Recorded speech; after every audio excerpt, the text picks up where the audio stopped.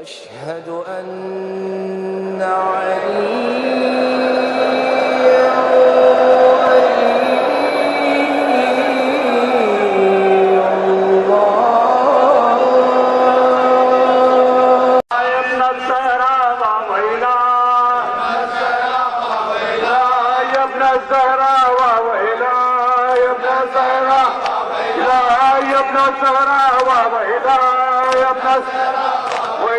يا ابن الزهراء وإلهي مرحبا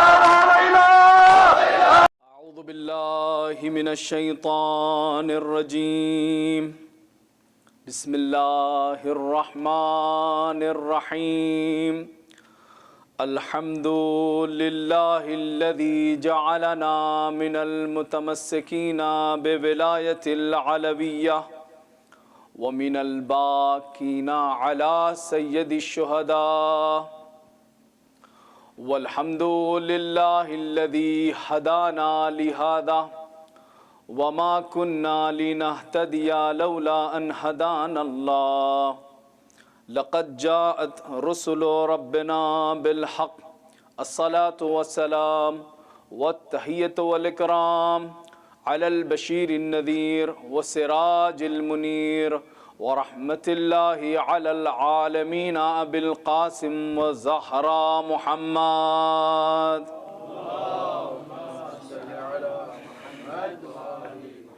وعلى أهل بيته الطيبين الطاهرين المعصومين المظلومين الذين أذهب الله عنهم الرجس وطهرهم تطهيرا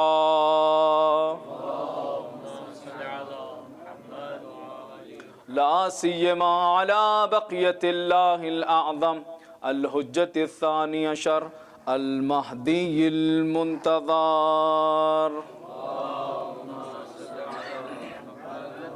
روحي وأرواح العالمين لتراب مقدمه الفداء عجل الله تعالى فرجه الشريف ولعنة الله على أعدائهم ومنكر فضائلهم وغاصب حقوقهم أجمعين من الآن إلى قيام يوم الدين لا سيما على الجبت والطاغوت أما بعد فقد قال حق سبحانه وتعالى في القرآن المجيد وهو أصدق الصادقين وقوله الحق بسم الله الرحمن الرحيم والفجر وليال عشر والشفع والوتر صلوات پڑھیں محمد و آل محمد پر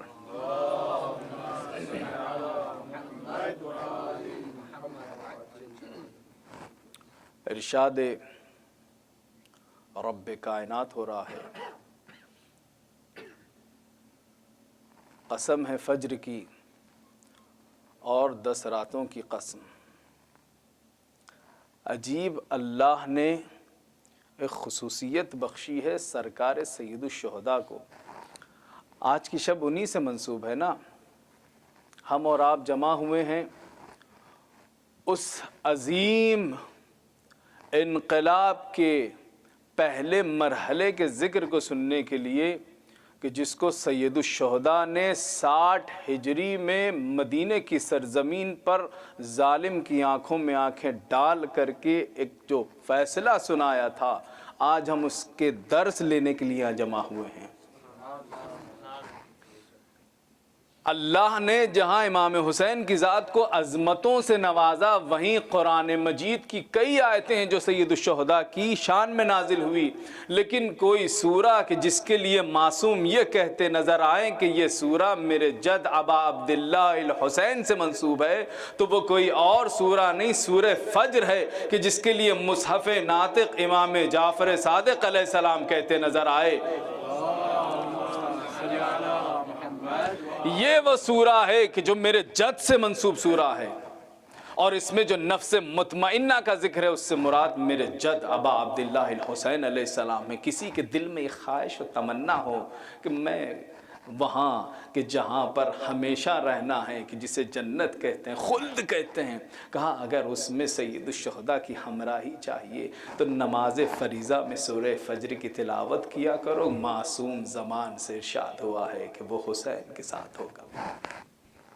یہ عظمت اس سورے کی ہے کیا؟ فجر ہے کیا کہ جس سے امام حسین علیہ السلام کی ذات سے متصف کیا گیا. کہا فجر کہتے ہیں صبح کو. اور صبح کب نمودار ہوتی ہے؟ کہا رات کی تاریکیوں کو ختم کرنے والی کا نام صبح ہے، فجر ہے. اندھیروں کو ختم کرنے والی ذات کا نام صبح ہے، فجر ہے. کہا فجر کب کہتے ہیں؟ کہا فجر اس وقت کہتے ہیں کہ جب سارے اندھیرے ہٹ جائیں اور روشنی نظر آئے، اسے فجر اور صبح کہا جاتا ہے. حتیٰ کہ معانی میں لکھا گیا کہ جب رات کی تاریکیوں کو شک کر کے روشنی نمودار ہو تو سمجھ جانا وہ صبح ہے، فجر ہے. تو یہ فجر کے معنی کیا ہوئے؟ کہا فجر کہتے ہیں رات کی تاریکیوں کو دور کر کے روشنی بخشنے والی ذات کا نام فجر ہے. وہ شے کہ جس کی وجہ سے انسان دیکھنے کے قابل بن جائے، اندھیرے میں نظر نہیں آتا. کہا وہ شے کہ جس کی وجہ سے چیزیں صاف نظر آئیں، وہ ہے صبح، وہ ہے فجر کہ جس کی وجہ سے اندھیرے چھٹ جاتے ہیں، اندھیرے ختم ہو جاتے ہیں. یہاں سورہ فجر کو امام حسین سے منسوب کر کے گویا یہ پیغام دیا جا رہا ہے، دیکھو اگر ظلمتوں، تاریکیوں، گمراہیوں کے اندھیرے سے بچنا چاہتے ہو، در حسین سے متمسک ہو جاؤ. یہ وہ فجر ہے جو تمہیں قیامت تک گمراہ نہیں ہونے دے گی. یہ ہے وہ فجر.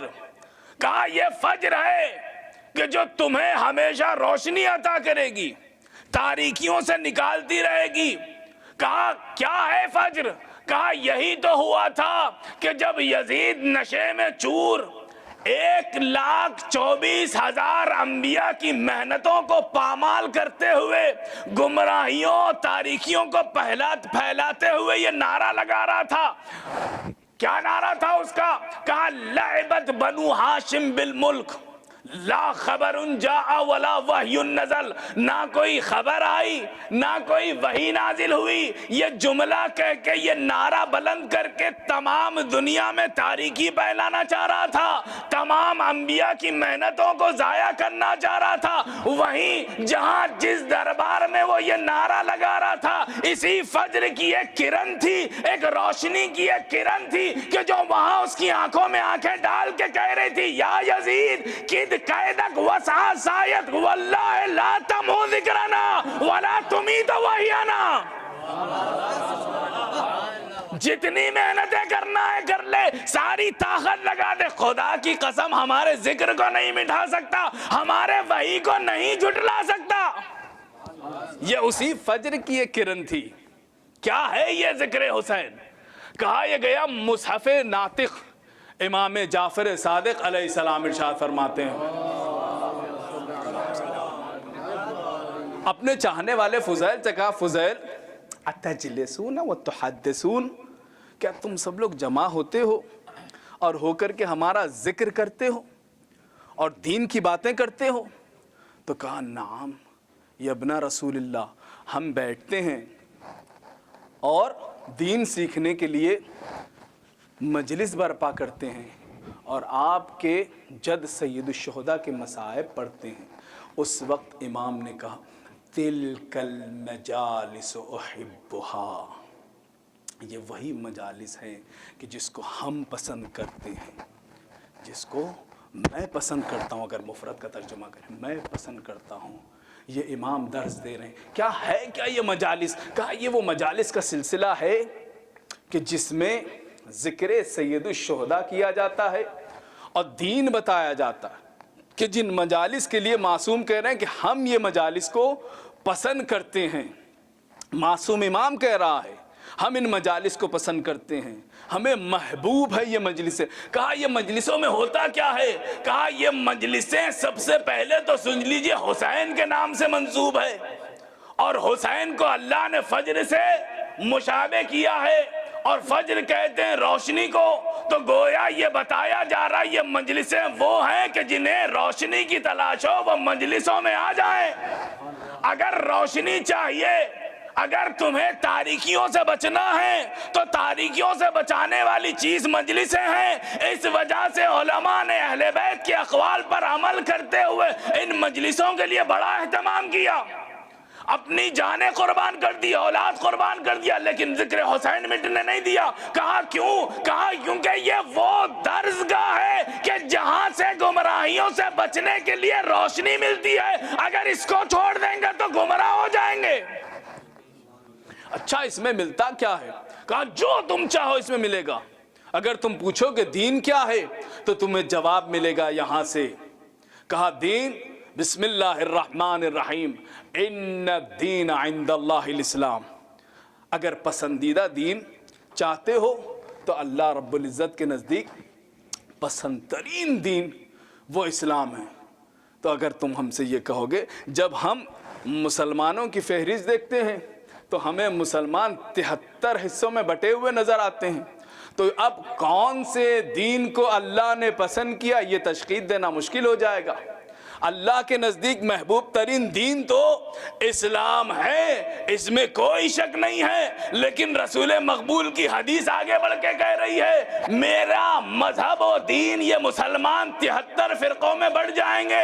جب میرے مذہب کے ماننے والے 73 فرقوں میں بڑھ جائیں گے تو ہم کس فرقے کے ساتھ ہو جائیں؟ تو کہا گھبرانا نہیں، اسی قرآن سے متمسک ہو جاؤ، یہی درسگاہ تمہیں بتائے گی وہ دین کے جس سے رضایت کا اللہ نے اعلان کیا ہو، وہ چیز جس کے بعد اللہ نے اس کے ساتھ اپنی رضایت کا اظہار کیا ہو، اس دین سے متمسک ہو جاؤ۔ اور یہ دیکھو ان 73 فرقوں میں وہ چیز کے جس کے ذکر کے بعد اللہ نے اپنے آپ کے لیے کہا کہ اب میں اس دین سے راضی ہوں، وہ چیز تلاش کرو۔ کہا وہ ہے کیا؟ کہاں ملے گا؟ کہاں قرآن کی آیت آگے بڑھ کے آواز دے گی الیوم اکملت لکم دینکم واتممت علیکم نعمتی ورضیت لکم الاسلام دینا۔ آج میں دین سے راضی ہو گیا۔ کہا کس چیز کے بعد؟ کہا ولایت علی ابن ابی طالب کے بعد۔ تو 73 فرقوں میں یہ نہ دیکھو کون کتنا بڑا نمازی ہے،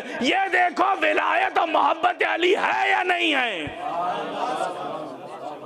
محبت علی، ولایت علی جس کے دل میں پاؤ، سمجھ جانا یہ وہی گروہ ہے کہ جس کے لیے اللہ نے کہا کہ اس مسلمان سے میں راضی ہوں۔ کیوں؟ اس لیے کہ وہی چیز کہ جس کو اللہ نے معیار بنایا وہ چیز اس کے اندر پائی جاتی۔ اچھا یہاں تک تو مرحلہ طے ہو گیا، بغیر ولایت کے، بغیر محبت علی کے ہمیں نجات نہیں ہے۔ اللہ اسی سے راضی ہے کہ جس کے پاس دین ہے۔ تو کہا ہم تو کچھ لوگوں کو دیکھتے ہیں کہ جو علی سے بھی محبت کرتے ہیں اور دوسروں کی بھی محبت دل میں رکھتے ہیں، اب اس کا جواب کیسے ملے؟ تو کہا گھبراؤ نہیں، یہ وہ درسگاہ ہے جہاں ہر چیز کا جواب ملے گا۔ کہا کیسے؟ اس کا جواب کیا ہے کہ جہاں انسان علی کی محبت سے تو چور ہے لیکن دوسروں کی تھوڑی سی محبت رکھنے والا ہے۔ تو کہا اس کا جواب کیا ہے؟ کہا قرآن مجید کو دیکھو۔ قرآن مجید نے آواز دیا بسم اللہ الرحمن الرحیم، لا اکراہ فی الدین قد تبین الرشد من الغی فمن یکفر بالطاغوت ویؤمن باللہ فقد استمسک بالعروۃ الوثقی۔ کہا جو اللہ کی، میں اس ترجمے کو معکوس کروں، سب سے آخر میں کیا کہا؟ فقد استمسک بالعروۃ الوثقی، اللہ کی مضبوط ترین رسی سے متمسک وہی ہے کہ جو فقد استمسک بالعروۃ الوثقی کا صاحب وہی ہے، مالک وہی ہے، اس صفت سے موصوف وہی ہے کہ جس کے پاس دو کوالٹی پائی جاتی ہو۔ آیت نے کیا کہا؟ لا اکراہ فی الدین، دین میں کوئی جبر نہیں ہے۔ قد تبین الرشد من الغی، حق اور باطل، ہدایت اور گمراہی صاف صاف کر دی گئی ہے۔ کیا ہدایت ہے، کیا گمراہی ہے، بالکل واضح کر دی گئی ہے۔ اس کے بعد حکم کیا فمن یکفر بالطاغوت ویؤمن باللہ، جو کفر اختیار کرے طاغوت سے اور ایمان لائے اللہ پر۔ ایمان بعد میں ہے، کفر سے طاغوت سے تبرہ پہلے ہے۔ اب اگر یہ دیکھنا ہو حقیقی دین پر کون ہے، حقیقی علی کا چاہنے والا کون ہے، تو یہ دیکھو تولا سے پہلے تبرہ کرتا ہے کہ نہیں ہے۔ اگر وہ علی سے محبت کا دعویٰ کرتے ہوئے دوسروں کی محبت دل میں رکھتا ہو، سمجھ جانا وہ قرآن کی روح سے مسلمان تو ہے، مومن نہیں ہے۔ صلوات پڑھ دیجئے محمد و آل محمد پر۔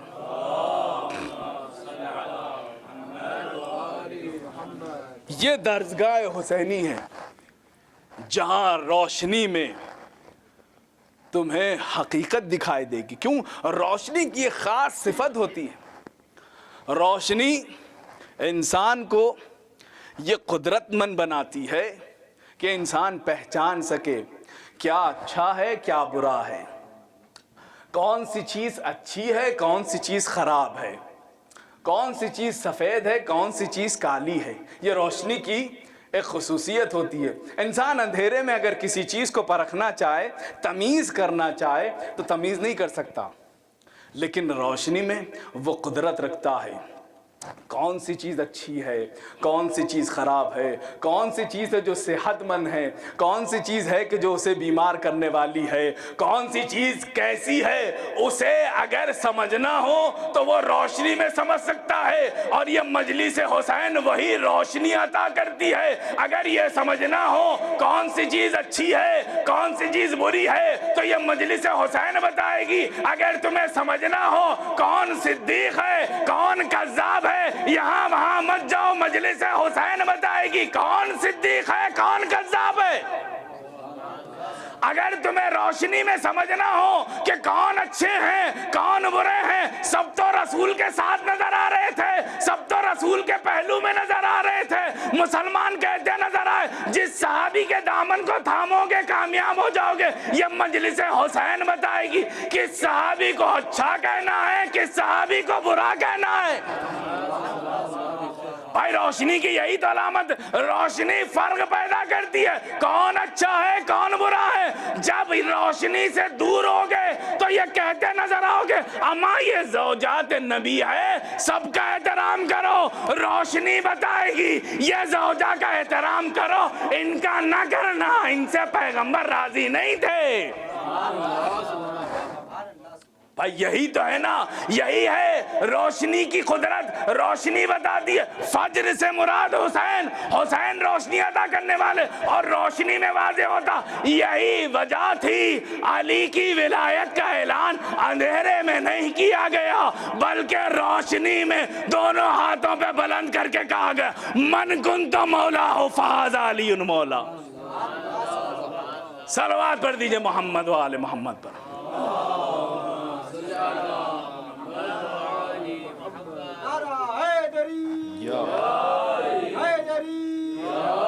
اور قاتلان سیدہ لعنت اور دشمنان اہل بیت لعنت اور غاصب اول لعنت اور غاصب ثانی لعنت بے شمار غاصب ثالث لعنت بے شمار۔ نعرہ حیدری، یا آواز بلند نعرہ صلوات۔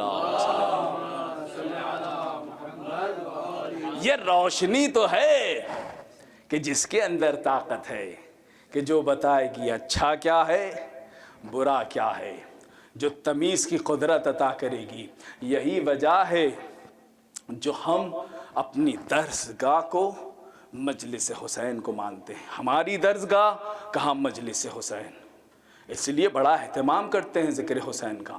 یہی ذکر حسین ہے کہ جو بتائے گا کون حسین، کہا وہی حسین کہ جس نے تمام دنیا کو روشنی بانٹنے کے لیے جس وقت وہ تاریخ کا پہلو کہ جس میں خبر آئی سن 60 ہجری میں، یہی رجب کا مہینہ تھا، ملعون ولید کو خبر آئی کہ دیکھو معاویہ اس دنیا سے چلا گیا۔ نیچے لکھا تھا ضروری اطلاع بشمول سید الشہداء امام حسین کے فلاں و فلاں و فلاں سے بیعت لے لینا۔ ادھر خط آیا، ادھر ولید کا قاصد دربار سے چلا سید الشہداء کو ڈھونڈنے کے لیے کہاں ہے تاکہ دربار کی خبر دے سکوں۔ کس دن مرا تھا معاویہ؟ ایک روایت کے بقول 22 رجب، جس میں لوگ کنڈے مناتے ہیں، خوشی مناتے ہیں۔ کہا دوسری، کہا 15 کی جو کہ کتابوں میں محفوظ کی گئی۔ یہ دونوں روایتیں۔ ادھر مولا حسین کو تلاش کرتا ہوا جب وہ خانہ امام حسین پہ پہنچا، خانہ حسین پہ موجود نہیں، مسجد میں آیا، مسجد میں مولا موجود نہیں، تلاش کرتے کرتے اسے پتہ چلا مولا اپنے چاہنے والوں کے ساتھ قبر رسول پر عبادت میں مشغول ہے۔ آ کر کے قاصد کہتا ہے، ابن رسول اللہ، ولید نے آپ کو طلب کیا ہے، آپ اسی وقت میرے ساتھ ساتھ چلیں اور دیکھیں آپ کو تنہا بلایا ہے۔ ادھر جیسے ہی یہ جملہ ایک چاہنے والے نے سنا، مولا سے کہتا ہے، ابن رسول اللہ، کیا وجہ ہوگی آج آپ کو ایسے طلب کیا؟ تو کہا، دیکھو زندگی کی سب سے بڑی خبر موت ہے، اور میں نے خواب میں دیکھا ہے کہ معاویہ کا تخت الٹا پڑا ہے اور جہنم کی آگ سے اس کا گھر جل رہا ہے۔ یہ دو بڑی علامتیں میرے لیے کافی ہے، ایک تو مر گیا، دوسرے واصل جہنم ہو گیا۔ یہ ترجمہ میرا ہے۔ امام نے کیا کہا؟ اس کا تخت میں نے الٹا پایا، اور دوسری چیز کیا؟ اس کے گھر کو میں نے آگ سے لپیٹا ہوا پایا، تو یقیناً یہ معاویہ کے مرنے کی خبر ہے۔ ادھر چاہنے والے سے امام نے یہ جواب دیا، ادھر امام چلے اپنے گھر کی طرف۔ گھر میں جانے کے بعد بنی ہاشم کو ساتھ میں لیا۔ کہا، کتنے بنی ہاشم؟ کہا، 20 سے زیادہ بنی ہاشم ساتھ تھے۔ کیوں؟ کہا، شاید میں نے تاریخ میں تو نہیں پڑھا، بلکہ مجھے ملا کہ امام بنی ہاشم کے ہمراہ گئے، جا کر کے کہہ دیا کہ دروازے کے باہر کھڑے رہنا۔ امام ساتھ کیوں لے گئے؟ شاید میرا دل چاہتا ہے کہ بہن نے کہا ہو، بھیا میں آپ کو تنہا جانے نہیں دوں گی۔ مولا حسین چلے۔ جانے کے بعد جب داخلے دربار ہوئے، دربار میں دیکھا ولید کو، ولید کے ساتھ مروان بھی بیٹھا ہے۔ امام نے دیکھ کر کے کہا، اچھا کیا تم دونوں ایک ہو گئے۔ دونوں میں بڑا اختلاف تھا، دونوں میں بڑی مخالفتیں تھیں، دونوں کو ایک جا دیکھ کر کے امام نے کہا، اچھا کیا صلح کیا، اچھا کیا دونوں ساتھ ہو گئے۔ یہ جملہ کہنے کے بعد امام جب قریب گئے، بیٹھنے کا حکم ملا، امام سے اس نے کہا، اس سے پہلے کہ وہ کچھ کہتا، امام نے کہا، معاویہ بہت بیمار چل رہا تھا، اس کی کوئی خبر؟ امام نے تو کچھ اور الفاظ استعمال کیے۔ اس نے رو کر کے، گریا کر کے، اپنا چہرہ بنا کر کے کہا، ہاں، انا للہ و انا الیہ راجعون، وہ اب ہمارے ساتھ نہیں رہے اور ہم آپ کو پرسا دیتے ہیں۔ یہ ساری باتیں کہنے کے بعد وہ کہنے لگا، ہم آپ کو ان کے جانشین کی بیعت کے لیے دعوت دیتے ہیں۔ مولا نے ایک مرتبہ اس کی طرف دیکھا، دیکھ کر کے کہا، یہ رات کی تاریکی میں بیعت لینے کا مجھے مقصد سمجھ میں نہیں آیا، بیعت لینا ہو تو صبح کے وقت آنا، دیکھا جائے گا۔ یہ رات کی تاریکی میں چھپ کر کے بیعت لینے کا مطلب واضح نہیں ہے، بیعت چاہیے کل دن کے وقت آنا۔ یہ کہہ کر کے مولا اٹھے، چلنے لگے۔ بغل میں بیٹھا مروان کہتا ہے، ولید، ابھی حسین کو یا تو گرفتار کر لے اور ان کو اتنا مجبور کر دے کہ وہ یہیں پر بیعت کرے، یا ان کو یہیں پر قتل کر دینا۔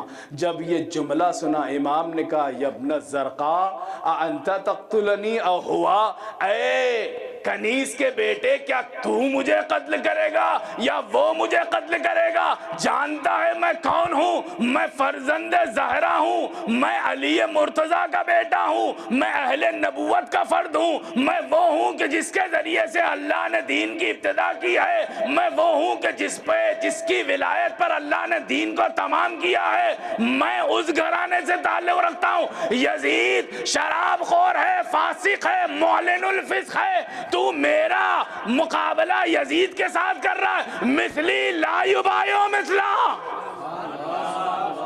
مجھ جیسا اس جیسے کی بیعت نہیں کرے گا۔ ابھی امام حسین کے دہن سے یہ الفاظ تیز آواز میں نکلے تھے، وہاں جو بنی ہاشم کھڑے تھے، کہا کربلا میں تو 18 نظر آئے، یہ 20 سے زیادہ کیسے ہو گئے؟ کہا یہ وہ تھے کہ جو کربلا سے پہلے بکھر گئے تھے، ایک مسلم تھے، دوسرے عبداللہ تھے، تیسرے محمد حنفیہ تھے، جو کربلا نہ آ پائے تھے۔ ان ساری تلواروں کے ساتھ امام حسین علیہ السلام کے زبان سے ابھی آواز بلند نہ ہوئی تھی، امام تلواروں کے سائے میں تھے۔ یہ بنی ہاشم تھے کہ جن کی تلواروں کے سائے میں امام حسین علیہ السلام آ گئے. اور ابن شیراقوق لکھتے ہیں مناقب میں اول من ارفع سیفہ ہوا عباس و علی الاکبر، سب سے پہلے ذات وہ کہ جس نے تلوار کو نیام سے جدا کیا، نیام سے واہ کیا، وہ عباس تھے اور علی اکبر علیہ السلام تھے. یہ حسین علیہ السلام کی طاقت تھی. ادھر مولا حسین کی زبان سے صرف الفاظ تیز آواز میں نکلے، ادھر بنی ہاشم نے اپنے نیام سے تلوار نکال لی. یہاں کے اوپر تاریخ میں ملتا ہے مولا حسین نے دیکھا بنی ہاشم نے تلواروں سے سایہ کر دیا. مولا حسین کو یہ انداز، یہ نصرت کا جذبہ اس وقت یاد آیا ہوگا. میں نے اپنی بات کو تمام کی. اس وقت بڑا یاد آیا ہوگا کہ جب سید الشہداء آخری وقت خیمے سے نکل کر کے اپنے گھوڑے کے قریب کبھی دائیں دیکھتے ہیں کبھی بائیں دیکھتے ہیں، ایک آواز دی، یا ابطال الصفا یا فرسان الحجا مالی انادیکم لا تجیبونی. اے میرے شیرو، اے میرے بہادرو، تمہیں کیا ہو گیا ہے؟ غریب زہرا آواز دے رہا ہے، تم اس کی آواز پر لبیک نہیں کہتے. اجرکم اللہ اجرکم الحسین. حسین گھر تشریف لائے. میں نے وہ منزلیں چھوڑ دی کہ جو مولا عباس و مولا حسین کے درمیان میں واقع ہوئی. امام گھر تشریف لائے. گھر آنے کے بعد امام نے سامان سفر باندھنا شروع کیا. ادھر امام نے سامان سفر باندھنا شروع کیا، ادھر دیکھا یہ گیا کہ امام ہر ایک سے بارہا یہ کہتے نظر آئے اپنی تیاری جلد سے جلد کر لینا. ادھر مولا عباس سے کہا ہوگا اے میرے بھائی عباس، آپ سقائے حرم ہیں، بچوں کے پانی کا انتظام بھرپور ہونا چاہیے. آپ سالار ہیں، آپ فوج کے سالار ہیں، آپ پوری تیاری کر لیجئے گا. ادھر بہن زینب سے کہا ہوگا اے میری بہن زینب، تم تمام خواتین کی سردار ہو، تم اپنی تیاری مکمل کر لینا. حسین ہر ایک سے اپنی اپنی تیاری کے حوالے سے متنبع کر رہے ہوں گے. وہی ایک معصوم بچی ہے کہ جو بیمار ہے، بار بار بابا کی طرف بڑی یاد سے دیکھ کر کے کہہ رہی ہوگی بابا مجھے آپ نہیں لے کر کے جا رہے ہیں، کیا سغرا ساتھ میں نہیں جائے گی بابا؟ بچی کو چھوڑا، بچی کی طرف امام نگاہ نہیں کر رہے ہیں. مجھے کہیں نہیں ملا، حکایتاً ذکر کر رہا ہوں. ایک مرتبہ جناب زینب نے چاہا مولا حسین سے کہیں بھیا سغرا، جب یہ جملہ سنا امام نے کہا بہن زینب سب کی سفارش کرنا، سغرا کی سفارش نہ کرنا. میں کہوں مولا سارے بچے جا رہے ہیں، سغرا مریض ہے، کیوں نہیں لے جانا چاہتے؟ عجب نہیں سید الشہداء آواز دے، تم نہیں جانتے سب کی شکلیں سب شباہت میں کسی اور سے مشابہ، لیکن میری سغرا میری ماں فاطمہ سے مشابہ. میں نہیں چاہتا کل کربلا کے بعد بازار کوفہ بازار شام میں میری ماں کی شبیہ پھرائی جائے. اجرکم اللہ اجرکم الزہرا. امام جب یہ منزلیں طے کر رہے تھے وہیں ایک آواز آئی. یہ آواز بڑی درد بھری تھی. یبنا یا ابنی، اے میرے بیٹے حسین میرے قریب آ جاؤ. یہ کون تھا کہ جو حسین کو بیٹا کہہ کے آواز دے رہا؟ کہا یہ ام سلمہ تھی جو قریب بلا کر کے کہا میرے لال کہاں کا ارادہ ہے؟ امام حسین نے کہا اماں میں عراق جا رہا ہوں. تڑپ کر کے کہا میرے لال ہر جگہ جانا، عراق نہ جانا. میں نے تمہارے نانا سے سنا ہے عراق میں ایک مقام کربلا ہے جہاں تو بھوکا پیاسا شہید کیا جائے گا. یہ وہ قارورہ و شیشی ہے کہ جس میں تیرے نانا نے مٹی مجھے دی ہے. امام نے ایک مرتبہ علم غیب کے ذریعے سے ایک مٹی اور نکالی. ام سلمہ کو دیکھ کر کے کہا اے نانی ام سلمہ اس مٹی کے ساتھ اس کو جمع کر لیجئے، جب یہ سرخ ہو جائے سمجھ جانا حسین شہید ہو گیا۔ اجرکم اللہ اجرکم الزہرا۔ ایک قاصد آیا تھا، قاصد کا نام عبداللہ ابن سنان تھا، کوفے سے آیا تھا۔ قاصد کہتا ہے کہ میں نے کوفے سے وہ سارے رسالے لے کر کے امام کی خدمت میں پہنچا کہ جو چاہتے تھے امام آپ کوفہ آ جائیں۔ میں نے جب دیکھا کہ امام سامان سفر باندھ رہے ہیں تو میں نے سوچا دیکھوں بنی ہاشم کیسے سفر کی تیاری کرتے ہیں۔ میں دور سے کھڑے ہو کر کے منظر دیکھنے لگا۔ وہ کہتا ہے میں نے دیکھا جس وقت سید الشہداء کی آواز بلند ہوئی اور امام نے یہ کہا تمام بیویوں کو سوار کرایا جائے، یہ آواز سننا تھا ایک بلند قامت انسان کے جس کے چہرے پر چاند جیسا نور ساتے تھا۔ دو جوانوں کو ساتھ لے کر کے آگے بڑھا، آگے بڑھ کے کہتا ہے غضوا ابصارکم، سب اپنی آنکھیں بند کر لیں، اپنی آنکھیں جھکا لیں، امام حسین کی بہن زینب آ رہی ہے۔ یہ وہ عجیب سی منزلت تھی۔ مولا عباس آگے بڑھے، سواری کے قریب پہنچ گئے، اپنے زانو کو پھیلایا، بازو پکڑ کر کے ایک مرتبہ شہزادی کو سوار کرایا۔ میں نے پوچھا یہ باعظمت بی بی کون ہے کہ جس کی پرچھائی بھی زمین پر پڑنے نہ دی جا رہی ہے؟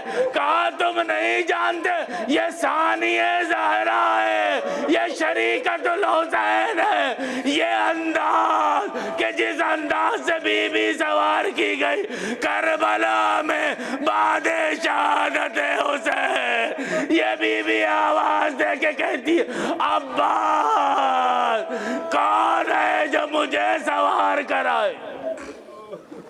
اجرکم اللہ اجرکم الزہرا۔ منزلیں گزری، وہ منزل آئی کہ جہاں امام حسین اپنے تمام گھر والوں سے ایک ساتھ تمام امور مرتب کرنے کے بعد بعض روایتوں میں شب کی تاریکی میں امام گئے تھے، جا کر کے نانا رسول کی قبر سے رخصت ہوئے۔ کہا نانا رسول کی قبر سے رخصت ہونے کا انداز کیا تھا؟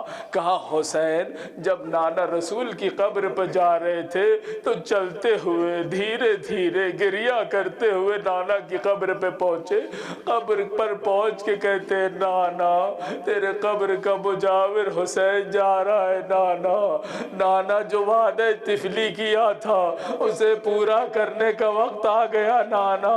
ہاں رسول نے دعاؤں سے نوازا ہوگا، یقیناً کچھ جملے مقتل میں ملتے ہیں۔ امام حسین سے گفتگو ہوئی، حسین اٹھے، نانا کی قبر پر کیسے گئے تھے؟ اب جب ماں کی قبر پہ جانے کی باری آئی حسین ویسے گئے جیسے ایک معصوم بچہ اپنی ماں کی طرف جاتا گھٹنیوں کے بل چلتے ہوئے ماں کی قبر پر، ماں کی قبر سے لپٹ گئے۔ اماں تیرا لال حسین جا رہا ہے، اماں وعدہ کرو جب حسین بلائے گا چلی آنا اماں۔ اجرکم اللہ اجرکم الزہرا۔ حسین نے وعدہ لیا اماں جب حسین بلائے اماں چلی آنا اماں۔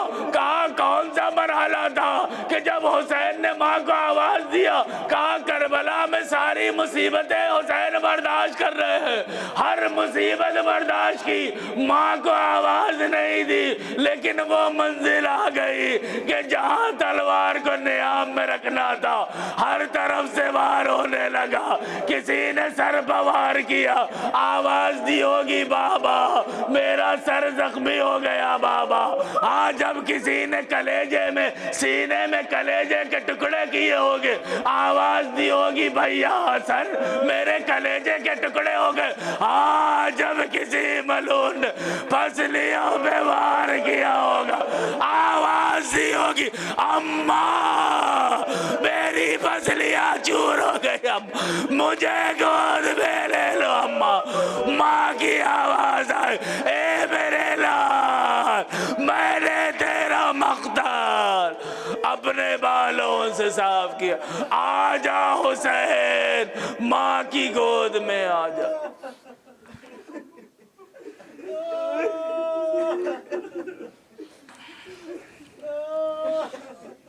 الا لعنت اللہ علی القوم الظالمین وسیعلم الذین ظلموا ای منقلب ینقلبون.